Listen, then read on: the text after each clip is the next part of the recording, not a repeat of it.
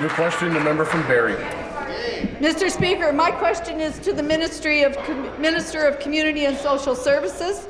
Minister, your ministry is pursuing a mandate of transformation for the services it offers people living with disabilities.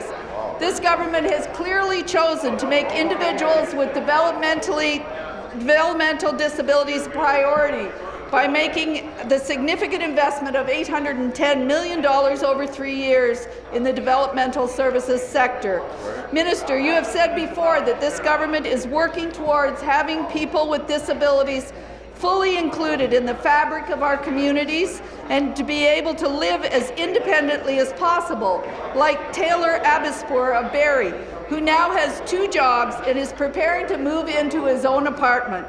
Minister, can you please tell the House how your ministry is working towards this goal? Thank you. Minister of Community and Social Services. Thank you, Mr. Speaker, and thank you to the member for Barrie for the question. As the member said, our government is choosing to invest in Ontario's most vulnerable people, and thousands of people are already benefiting from the budget investment. Last fall, I shared with this House my ministry's launch of the Developmental Services Employment and Modernisation Fund. This fund is set to deliver $15 million over 3 years and is part of the $810 million investment strategy.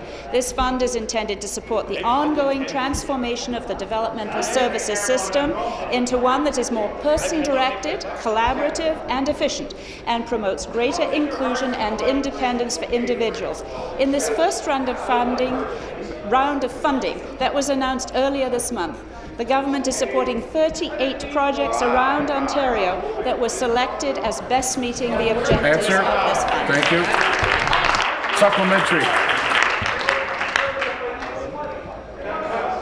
Hear the question, Mr. Speaker.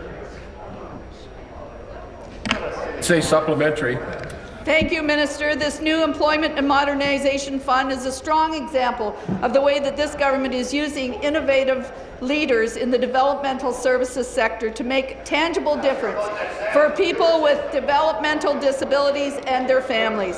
In my riding of Barrie, Simcoe Community Services is one of the 38 successful proposals of this new fund. This agency, supported by this government, has been doing great work for many years to support individuals in their daily life and seek better integration in their communities and economy. Now, with this additional project funding, CEO Marion Graves says this agency will be able to expand their pool of prospective employers. Minister, can you please elaborate on what other ways this fund will improve the lives of people across Ontario? Thank you. Minister.